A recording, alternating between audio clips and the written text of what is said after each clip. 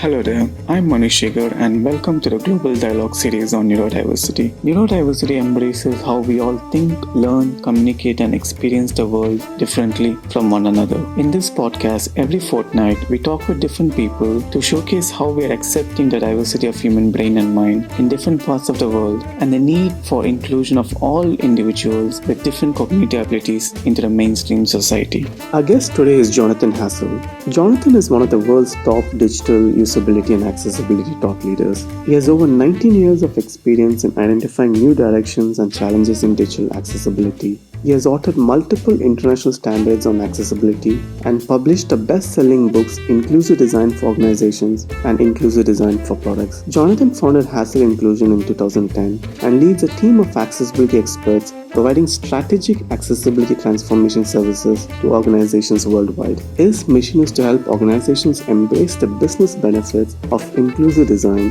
and see their customers and staffs who are differently able to thrive as a result. Hi, Jonathan. Thank you for joining the Global Dialogue series on neurodiversity. It's a pleasure to have you here. It's great to be with you. Thanks. So, Jonathan, could you tell a few words about yourself for our audience today? Sure. So, number one, I'm in the UK, if it can't come across on the video. I'm here in the UK. I've been working in the field of digital accessibility for just over 20 years. I started out at the BBC, and I now run Hassel Inclusion, my own company, where we help people all over the world understand how to get good at accessibility and how to embed it in the way their organizations do digital. That's amazing. How did your journey in accessibility start? What inspired you to start off with this?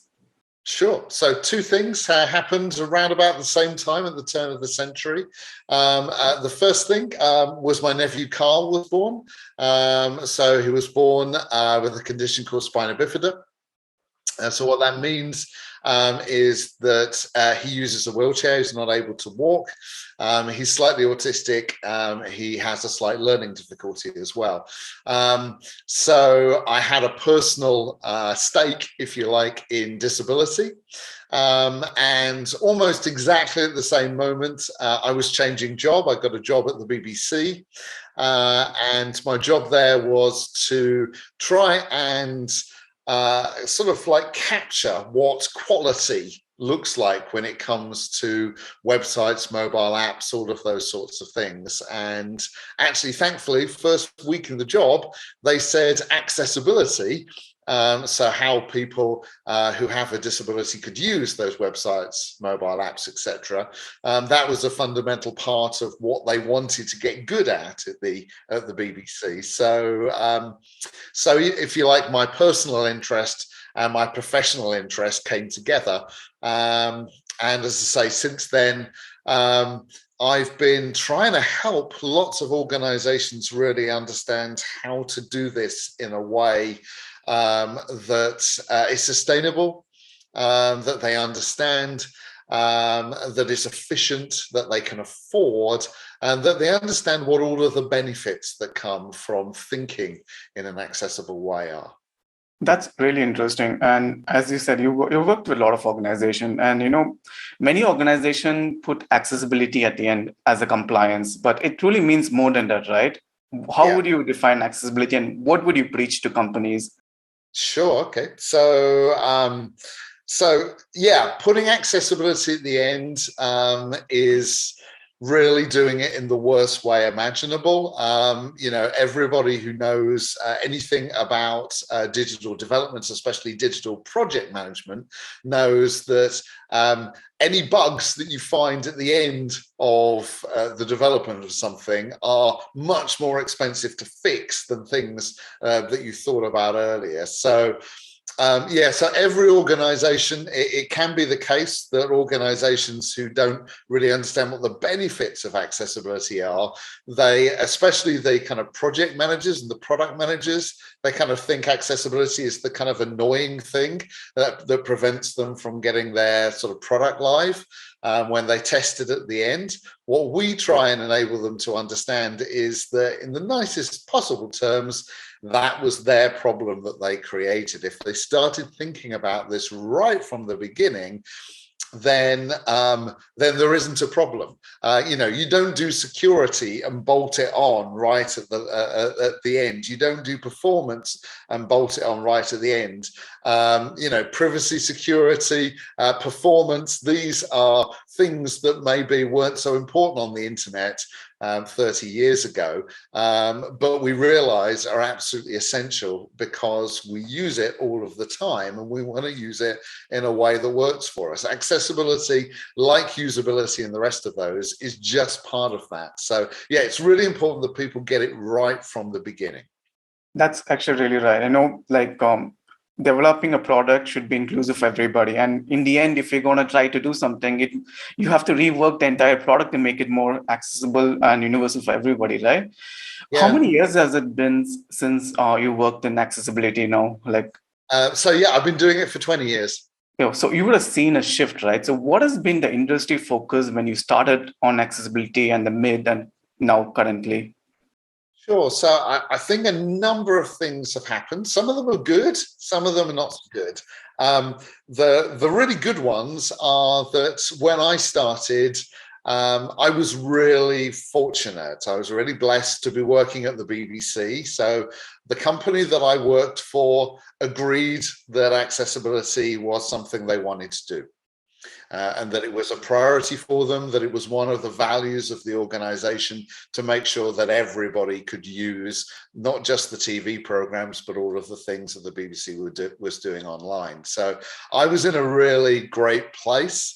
But most of the time when I would speak at conferences, most people in the room wanted to know how to kind of do my job, really, how they could work at the BBC, because everywhere else didn't care. So one of the big things that's changed is that organizations now really understand that not only this is something which is really important to do because of legal reasons. It is against the law in a lot of countries to create websites that aren't accessible. But that doesn't really kind of land with organizations very well. It sounds like accessibility is an insurance policy. If I don't do this, I'll get sued. If I do this, people will leave me alone. Okay, fine. I'll just do the minimum that I can. And thankfully, over time, organizations have seen there are huge amounts of benefits that come from this.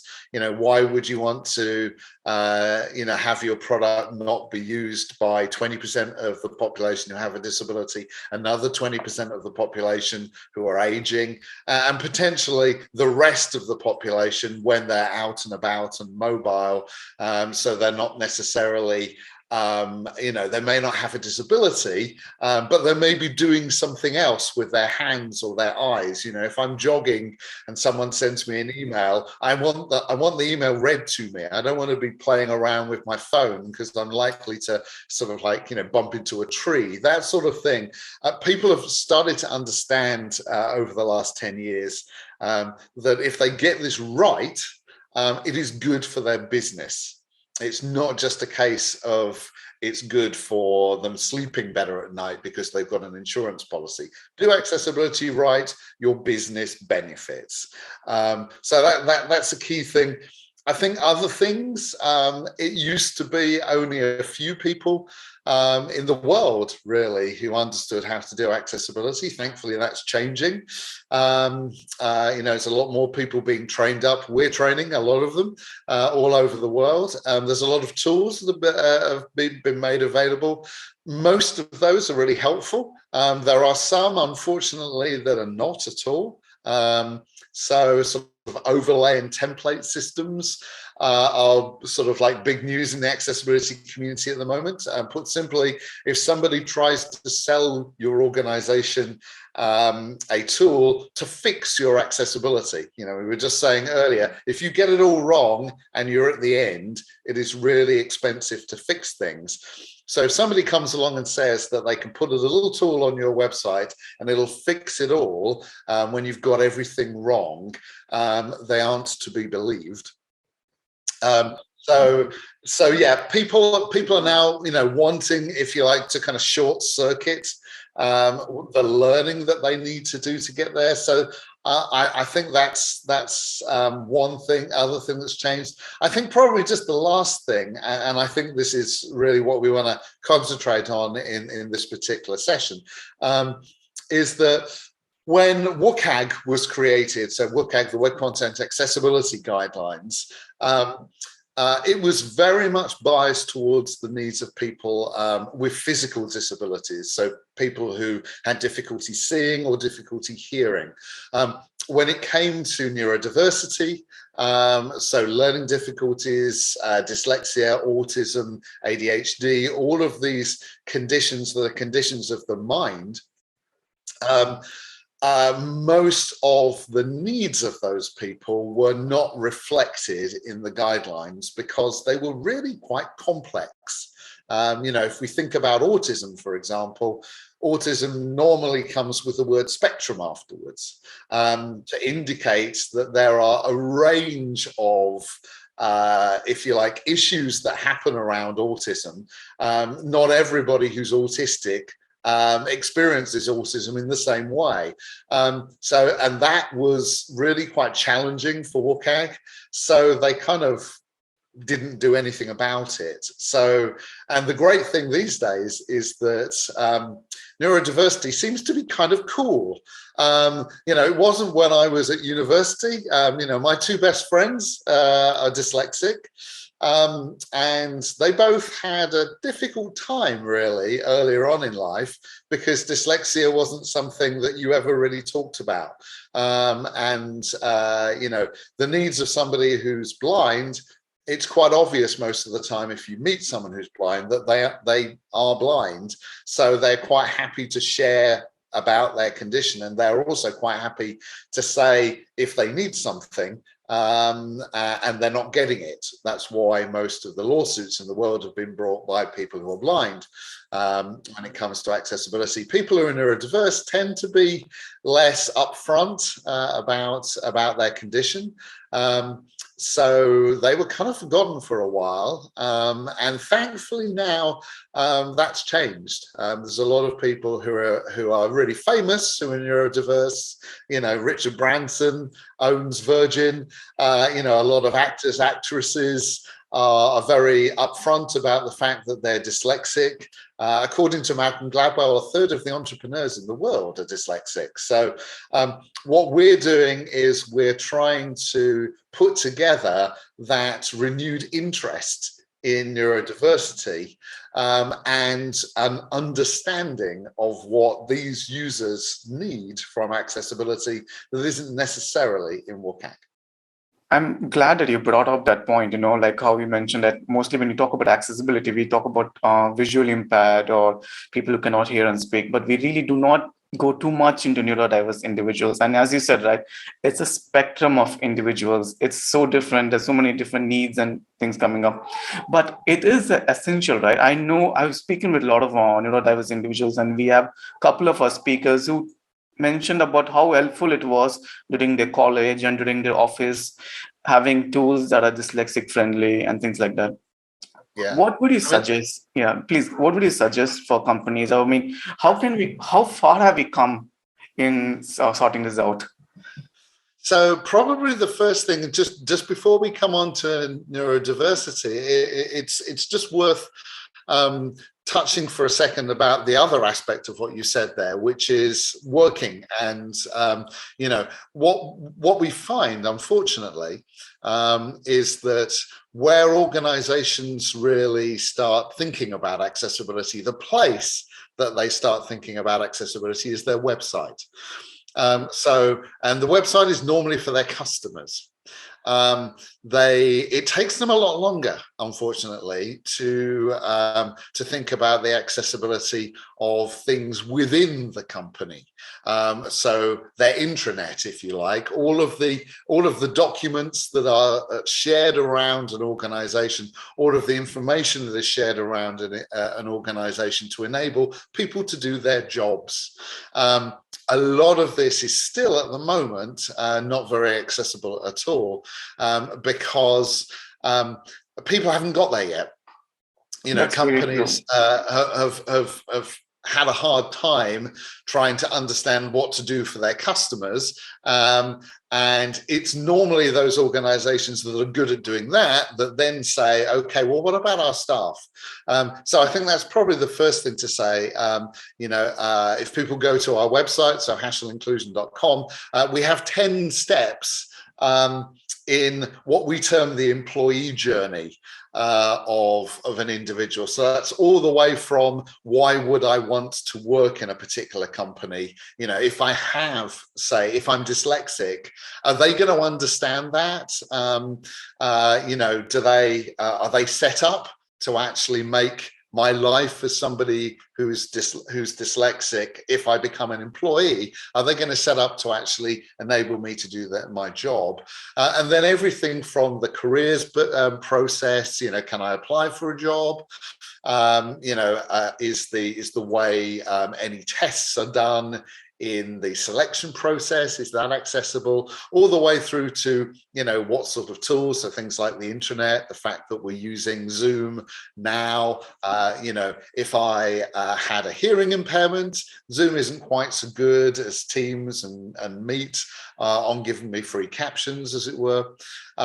So all of these sorts of things to try and enable an organization to say, actually, if I do want people with a disability to work for us, and we would suggest that's a really good thing, especially when it comes to neurodiversity. There's a huge amount of data out there to say that people who are neurodiverse can be incredibly helpful for organizations to make them more creative because they think in slightly different ways. So a lot of organizations are saying, okay, we want people who are neurodiverse, but they aren't necessarily thinking, what do we need to do within our organization to make sure that the people that we want to hire are actually going to have a good experience of being an employee. That is so true. I mean, many organizations are not making the tools and to be able to do their work more efficiently, right? To provide the necessary support. Like VR Instant, where one of our speakers was mentioning how his company was he did not have this friendly font, and they all got a group together and asked the company to implement it, and they implemented it. So such small things can make a big difference, right? Yeah, absolutely. I mean, just to give you an idea, years ago, in my own personal time, I was a mentor for an organization that helped young people into work. And these were often young people who hadn't done very well at school. And when I volunteered, they said, did we understand right that you work with people who have a disability? And I said, yeah. And they said, well, we have one of the people who is going through our program who we think might be dyslexic, but he doesn't want to talk about it. So could you work with him? And I worked with him for around about 9 months to get him a job. He was dyslexic. He didn't really want to share that with anybody. He was quite embarrassed about it initially. He didn't really if you like, the job market wasn't set up very well for him. He'd been in a job. He'd been brilliant at actually fixing computers, but the company that he worked for had gone bust. So he'd been made redundant. And his ability to fix computers was probably better than I'd ever seen on anybody. But his ability to get a job, i.e., to fill in a form to say why he was the right person for the job, was really, really low, because it took him ages to write out in a sentence, what he was trying to say. And one of the things that I did with him was to try and work out what fonts made that easier for him. So a lot of people who are dyslexic find standard fonts, so things like Times New Roman or Arial Helvetica, those sorts of fonts, really difficult for them to use, because all of the letters are a little too similar. They've kind of pushed everything down. It looks beautiful, maybe, but it's not actually easy to tell the difference between a B and a D unless you really concentrate, if you're dyslexic or have that particular type of dyslexia that this person had. So we started saying, okay, well, let's use Word to put your ideas together, and then let's cut and paste them into the application form. But in Word, I'd set things up so that the default font was Comic Sans. Okay. Now, no website would use Comic Sans as their font because it looks like it's for kids. Yeah. But just changing from Arial to Comic Sans for my mentee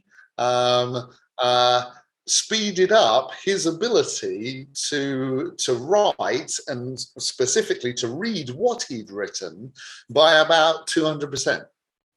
That's amazing. So, and it's things like that people, when they don't get them, and sometimes the person who has the condition themselves doesn't know. They don't know necessarily that actually, if they change font, things will be better for them. So sometimes it's about enabling the person who has the condition to understand what it is they need and what could help. And then from that point, you actually need to talk with their employer or their potential employer to say, can you make the job or the application process more able to use the preferences that this person has?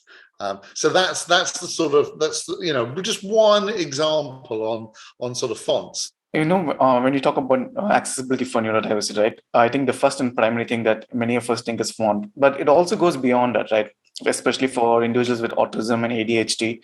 Sure. What could you share? Could you share your expertise on that? Sure, absolutely. So I can share a little bit, or else we'll be here all day. Yeah. And the reason for that is we tried to, if you like, close the gap in WCAG. All of the things that were missing that would really make a difference for people who are autistic. The National Autistic Society, so one of the charities here in the UK, asked us to do some research, to work with.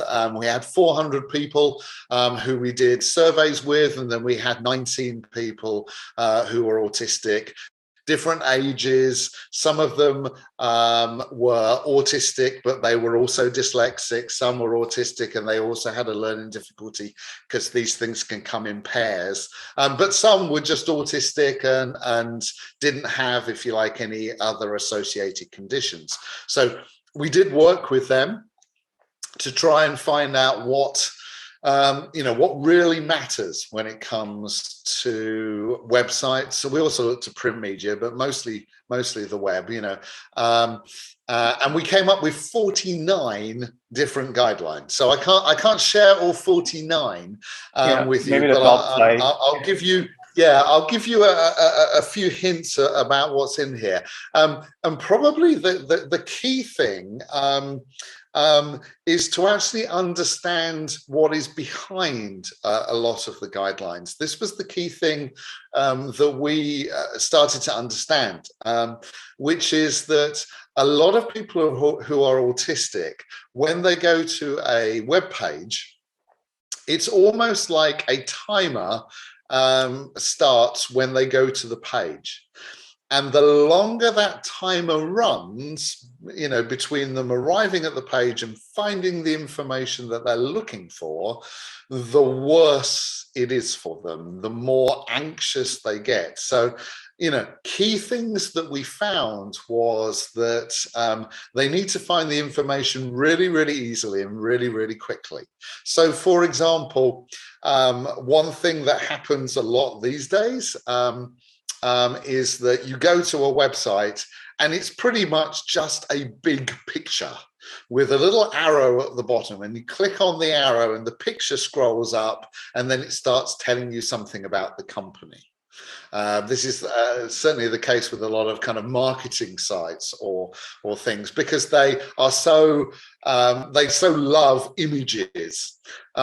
What we found was most people who are autistic really don't love images. They really like text, and they really like you to get to the point immediately. So if the page is just a big image, they think the website is pointless because there is no information on it. Everybody else will kind of go, oh, it's a company that really cares about images.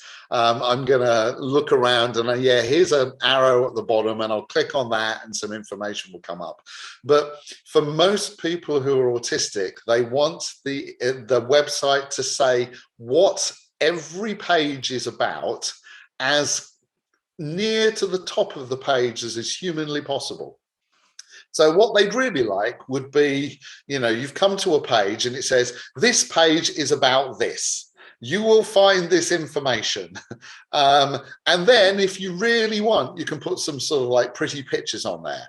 But if you are obsessed with branding, and you can forget to actually tell people what your website is all about, or what so it could be, for example, a company website. And so a lot of the time, what will happen is you'll go to a company's website, and the thing at the top of the page will be their latest news, because they want people to know that they are dynamic and interesting as a company, and they've got the latest messages that they want to get across to you. It's probably a lot, longer down on the page for the website to say what the company is all about, or it could be that you actually have to find about us, click on that, and it will say, Hassle Inclusion is a company that helps people with accessibility. If you had to do that, somebody who's autistic would have just gone already. That's why when you go to our website, it's there right at the top, as brief as possible, what Hassle Inclusion is all about. So it's that sort of thing. Actually, and you know what, as you mentioned, right, putting information right in the top, right, will also help your search engine optimization. Like basically having the text, even for bots to read, making it easy to understand will help the bots and the scholars. So this reminds me of the point that you mentioned earlier, saying that making it inclusive is not just for people with disability, but it goes beyond that and has so much other advantage. Yeah, totally. And I've got a marketing guy that I've been following for years, and he always says that your web designer is like the worst person to actually optimize your website, because your designer will try and make it look pretty. And actually, according to his research, most people just want to get to the information first. Now, I'm not totally sure whether or not he's totally right on that. And certainly for us at Hassle Inclusion, we believe that, the right website is one that enables as many people to understand the organization that the website is from as much as possible. So for an organization, so for example, we've got a lot of high fashion brands that we work with. So some of the biggest companies in the world, and those websites are normally very, very visual. They have a lot of images of people on them. And actually, that is really great for most people who go to those websites. But for a lot of people who are autistic, it really just doesn't work. I mean, just to give you an idea of one of the other aspects of the guidelines that we found. So you're right that some of these are good for everybody. You make it better for people who are autistic, you make it better for everybody. Others are really, really challenging, unfortunately. So one of the things that a lot of people who are autistic don't like is images of people, especially people looking at you, looking at the camera. So one of the other guidelines is to be very, very careful with images of people, because a lot of the time people who are autistic don't like an image which isn't about the story. So, if the story is about, say, here in the UK, our Prime Minister Boris Johnson saying something in Parliament, they would be quite okay with an image of Boris Johnson. Ideally, he wouldn't be looking at the camera, he'd be looking slightly off the camera, but an image of Boris Johnson is fine. But if you're doing, say, the results of this research, so we worked with 400 people who are autistic to come up with this research. So my impulse as somebody who kind of has worked in the journalism field, is to make it human interest. So if I've got some really boring statistics and some guidelines that people might not like, I'm going to put some images of people there, because most people respond to that very well. That's exactly what a lot of people who are autistic find really difficult. And actually, they would prefer us to put up loads of boring graphs rather than images of people, because their question, and this was the kind of the mindset behind all of this, was, why are you showing me the image of a person? Was that person part of the 400 people? If they were part of the 400 people, were they the most important person? Why are they standing in the room that they're standing in the photo? Why did you pick that thing?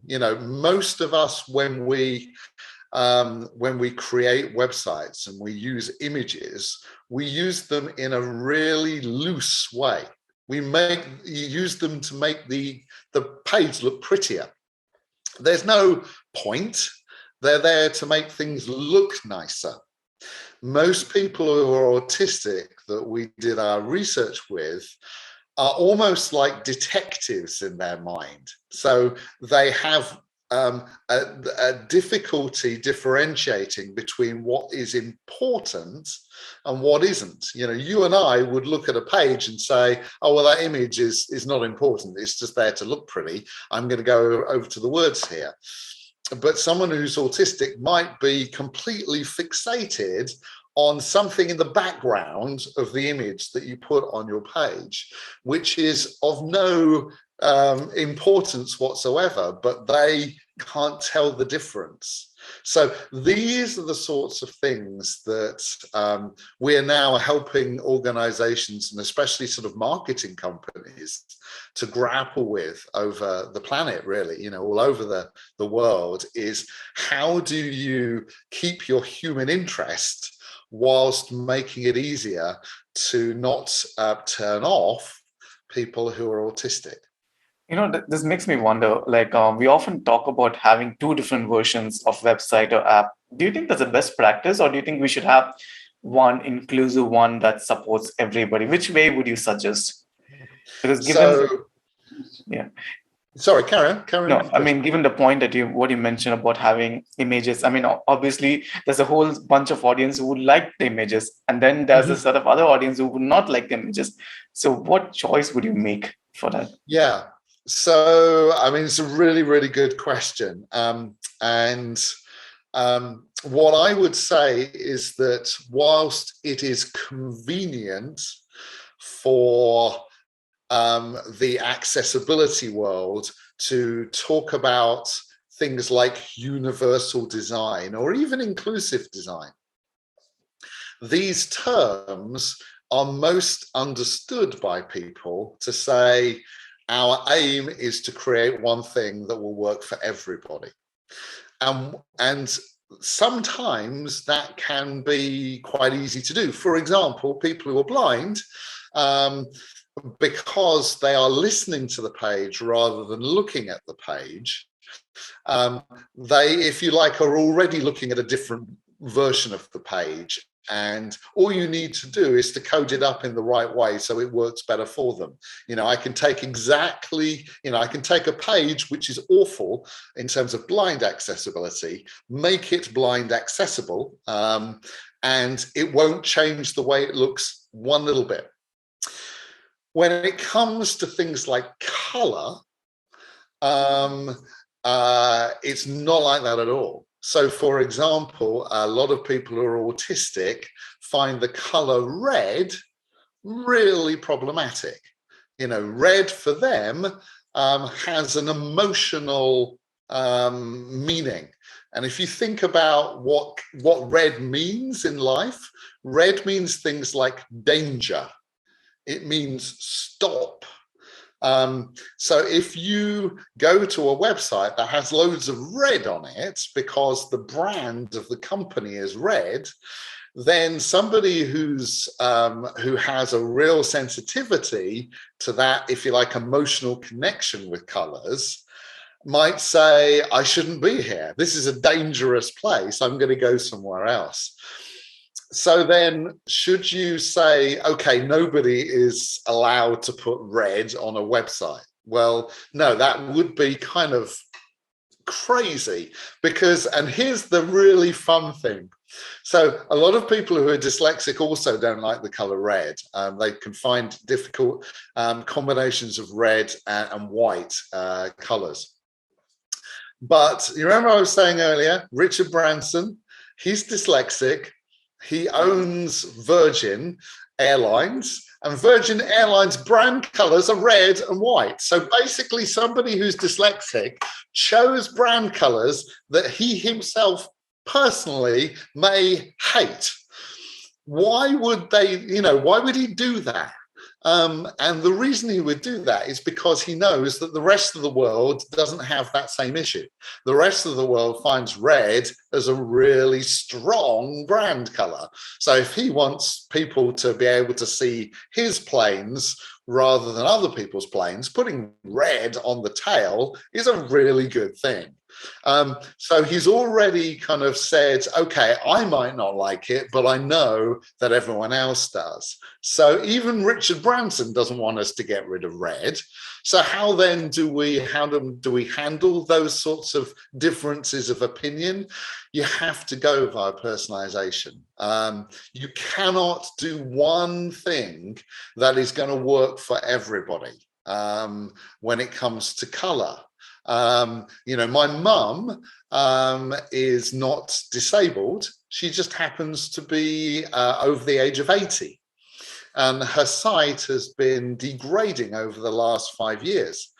She doesn't consider herself to have a disability, but she can't read books anymore the way she used to because she needs a lot of light on the page and she needs the text to be bigger. One of the things she can read is airport signs, because airport signs are high visibility. Really bright yellow on a black background is able to be read by my mum easier than anything else. But that same color scheme would be awful to most people who are dyslexic. They would find it far too bright and it will probably give some of them a headache. So that's two different groups of people who both disagree on what is okay in color. And that is just one example of what we really should be going to, which is rather than, if you like, universal design, let's try and make one thing that most people kind of like vaguely like. How about design for me? So I want things like this. So give me things like this. You want things, in a different way. So rather than put us, fighting over what colors this thing should be, give us the opportunity to say, you'll have it your way, I'll have it my way, and we'll both have a great experience of a product. That's, I spent the best part of £750,000 when I was at the BBC doing research into kind of personalization. And whilst a lot of companies, those overlay companies that I was talking about earlier, have done some really bad things for accessibility in terms of saying you don't need to get it right, you just need our tool. That's a lie. But one of the good things that they've done is to say, and part of our solution is this tool that allows people to change colors and things, because you can do stuff like that in most browsers on a Mac or a PC. You can't do them on your phone at the moment. So actually enabling people to say, I want this website, I want this bit of information, this poster, this video, whatever it is, but I want it the way I want it. Can it change itself for me? That's something that I think we've had lots of kind of false starts on. People have tried a little bit and they've not done it very well, and they haven't really explained it. So they've thought, oh, well, people didn't care, so I'm going to throw it away. But actually, and now these companies that are kind of, certainly in my mind, going the wrong way with accessibility, but they've got one thing right, which is these kind of personalization things. So, we're literally working with one of our clients at the moment who is saying, I want that sort of tool. I just don't want all of the negative connotations that come with it, because we are doing accessibility right in an inclusive design way. We're also understanding that personalization is important. So we're looking for a tool like that. I think you highlighted some really good points. Definitely modern universal design, looking at personalization is better. And personalization does not just mean for individuals with a disability, but also for everyone. And given the tech that is available now, personalization with AI as well as tools, I think it's really possible to go forward. And what I really liked about is also when he mentioned about visually impaired blind users, right? How it's actually a different version because they're not seeing it, right? And they're reading it. So it's completely different from the actual people who are seeing it, which was a very valid point that you mentioned.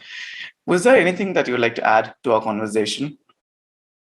No, I think that's probably about it, really. I mean, other than to say that, I'm really glad you're doing this. I think what you're doing, especially sort of training up people who are neurodiverse for jobs in this field, is massively important. And, from my perspective, one of the most important things to help organizations actually start getting good at accessibility is to get them to hire somebody who has a disability. Because it then becomes normal for people in the organization to think about these things. I've always had people with disabilities on my teams all the way back to when I was at the BBC. And that's meant that we've had to maybe think a little bit harder about how meetings would happen and all those sorts of things.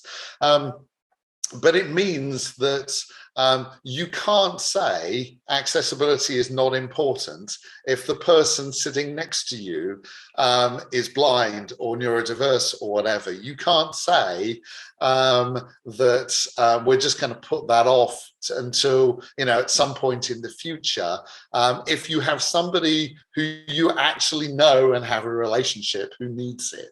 So I would suggest that what you're doing in your organization, training up people, trying to get people into the workforce who are neurodiverse, is a key part of the solution for organizations to actually start getting good at accessibility. So I just wanted to say thank you for what you do. No, actually, thank you for bringing it up. That's a really important point. We also keep saying that the product is inclusive, but your end user should not be inclusive. The stakeholders themselves should be inclusive, right? Like, as you mentioned, only then you will have variety of ideas coming in. And as you mentioned, if your co-workers and neurodiverse individual visually impaired, then automatically the product starts becoming inclusive. The workplace starts becoming inclusive.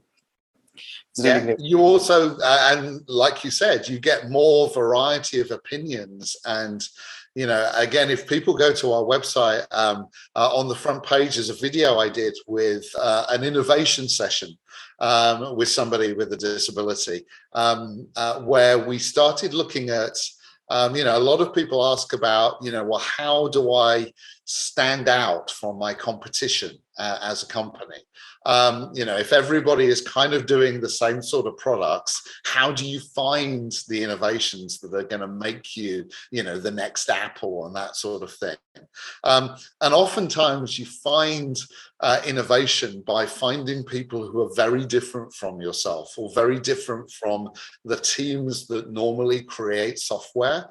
And we now run innovation sessions for some of our clients where they get kind of like blown out of the water by somebody's complete different perspective in what good looks like, or what they should do in their tools, how their website should look, and so that sort of thing. I say, encourage people to go to our website, so hassleinclusion.com, to have a look at what's happening there, because some of the biggest innovations that ever happened in the history of the world were actually created initially for somebody who had a disability, whether it was the typewriter being created for a blind countess, or Alexander Graham Bell was trying to help deaf people when he created the telephone. That's not just for deaf people and people who are blind. We all benefit from those innovations, and that's the sort of possibility that can come from listening to people who have a very different perspective because of disability. That's great. I think the biggest highlight of this conversation, I would say, is that how making product inclusive and accessible just doesn't benefit a certain set of people, but it goes beyond that. And it also improves the usability for everybody, and it in different ways than we can imagine. So it's really amazing. Thank you, Jonathan, so much for sharing about your journey in accessibility and showing us how accessibility is beyond just physical people with disability, and how to address with people for neurodiversity. It was really amazing to have you here. Thank you so much. You're very welcome. Thank you so much for listening to our Global Dialogue series on neurodiversity. Our next episode will be on 4th February with Andrew Eddy, co-founder of Untapped Australia, who talks about the ecosystem that they have created to integrate neurodiverse individuals at university and workplace. Till then, take care and have a great week.